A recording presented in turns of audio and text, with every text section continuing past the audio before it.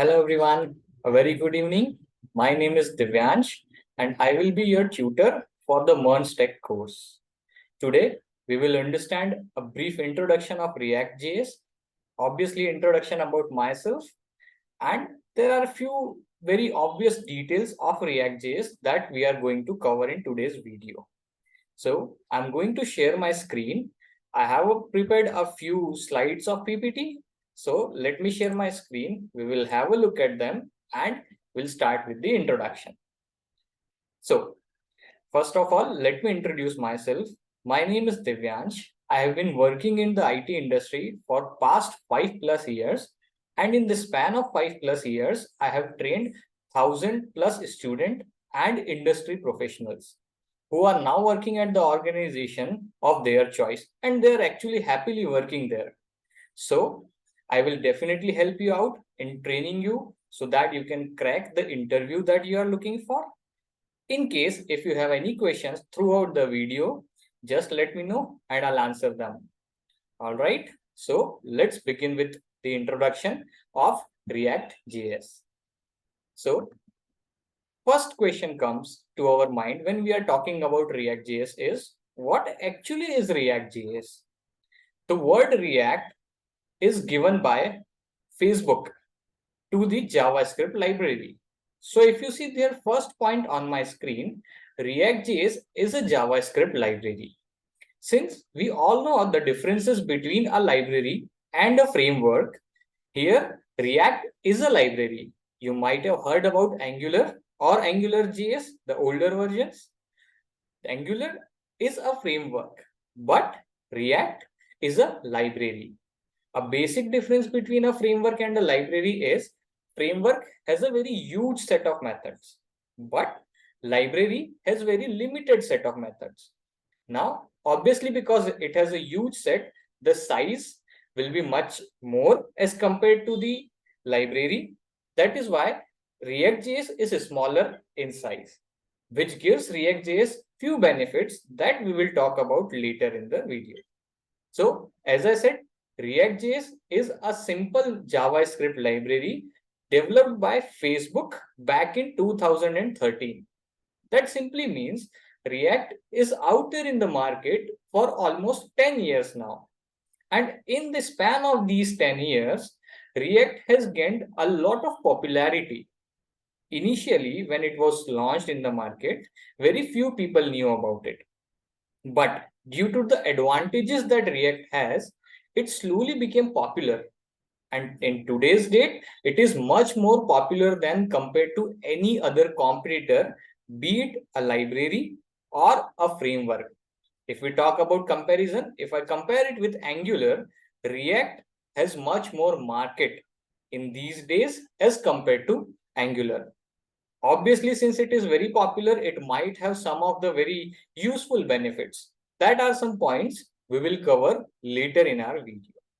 And as you have seen here, it has become the most widely used JavaScript library for front-end development.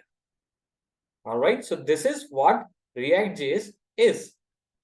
Now, moving forward, who is using React? Since we are going to learn about React.js now, we must know who all are using it to get some energy. So let's look at the slide, and I hope the slide is self-explanatory. You can see a very big names in the industry who are using React for their front-end website development. As we have seen in the previous slide, React.js is a front-end development library. Since we all know that there are two parts of web development, front-end and back-end. So for front-end, all of these libraries and frameworks are used like React, Angular, Vue, etc. Whereas on the other hand, if we talk about the backend libraries, we have Express.js, Ember.js, etc. etc. Since we are talking about front-end right now, let's see who all are using front-end library React.js for their portals or their website. So look at the names. Facebook, obviously because they have developed the website or they have developed React.js. That is why they are using it here. Then you can see Prime Video by Amazon, Netflix, Instagram, Twitter. All these names are really big and well known to everybody out there in the world, right? So this is how useful and this is how widely used React.js is. Feel a little bit energetic now? So let's begin with a little more detail about React now. So moving further, React has few basic working principles, out of which one is called as virtual DOM. And in the word virtual DOM, let's first understand what is a DOM. So here on the left of my screen, if you can see, this is a basic HTML code which is representing table. You all have created tables earlier. So see here the tags, it has a table, then a row and columns, and then some of the data inside it. On the right hand side, it is the same representation of a table in the form of a tree, a diagrammatic representation of the code on the left. This is called as the DOM. So again, DOM is nothing but a tree or a tree form of representation for your HTML code. Now, why are we looking at DOM? Because React works on a principle called as virtual DOM. Since now we have understood what is a virtual or what is a DOM, let's understand what is the basic working principle of React. That is virtual DOM. Here, if you can see, there are two images. The above one shows virtual DOM, the below one shows browser DOM. The image or the diagram that we have seen in the last slide represents the below image. Considering it as the same table that we have seen in the last slide, here if you see how a change has been made on our browser using native browser DOM. So see here, whenever we make any change in our table, considering the previous example, for example, I change some table row, then how browser sees the difference. The first image here says nothing has been changed in the browser. Step number 2 or the second diagram also says nothing has been changed. Coming to the third one, here the browser has identified the change that on a particular table row the change has been made. But isn't it too complicated or like a lazy mechanism that browser is not doing anything for the first two steps and doing everything at last? This decreases the performance of our DOM and the updates are very slow and become heavy because browser is doing everything at the end, like doing things at the end moment. So that's where these things are handled by browser and that's where it becomes slow. Now, the above image shows the advantage React has over the native browser DOM. Here also the same process happens, but the difference is here, if you can see, it is a three-step process. Whenever you make any change, say in table row you have made some changes, then React already knows the node by key. Every node has a copy in React's own memory called as a virtual DOM. So React easily identifies the node where you are making the change.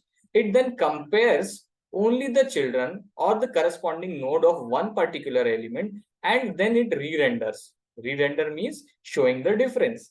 So it is a three-step process. So React is taking baby steps, small steps at a time. Now, at the time of actual change, React does not have to do everything at once because React has already done its work 2 steps back.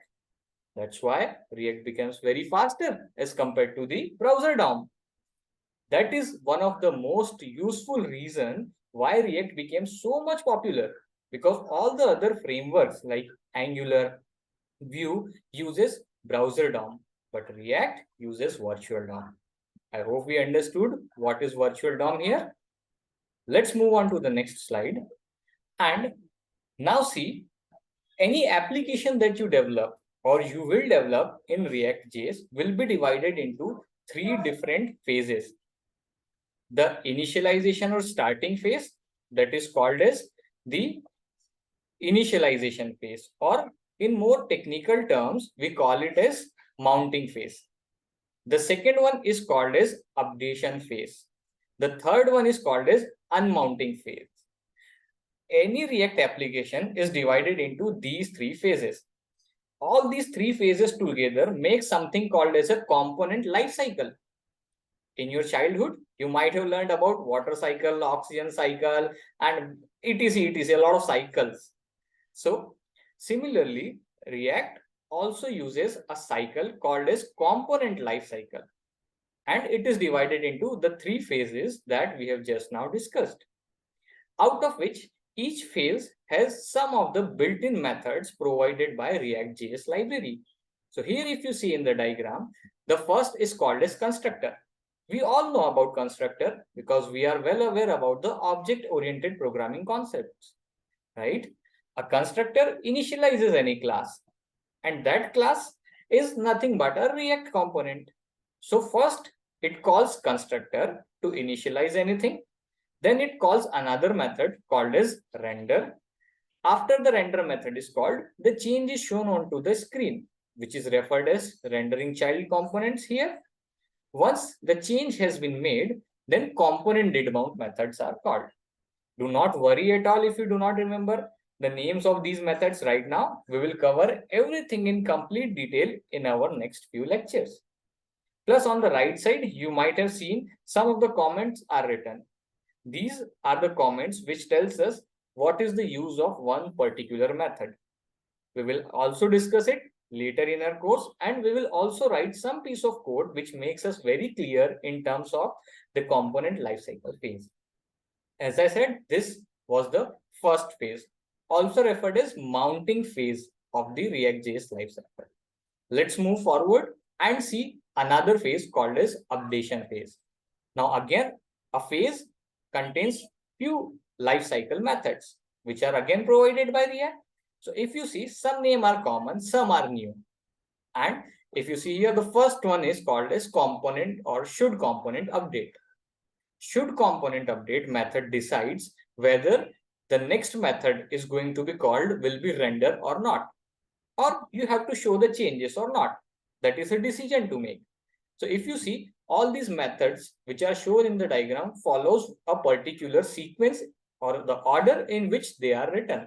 So first, should component update will be called in the updation phase. Then render method will be called. If it is called, it will show the changes on your UI or on your screen, after which component did update method will be called. These are the methods from updation phase. There is one more phase which is referred as unmounting phase. So we are not covering that today only because this is just about the introduction. We will leave that for a later course in our video. So this is a very brief about React.js. I hope you guys understood the things or the topics that is being covered in the video. So thank you so much for listening me so patiently and keep learning. That would be all from my side, guys. If you have any questions, please post them in the forum. I will be really happy to answer all of them. Thank you. Bye-bye.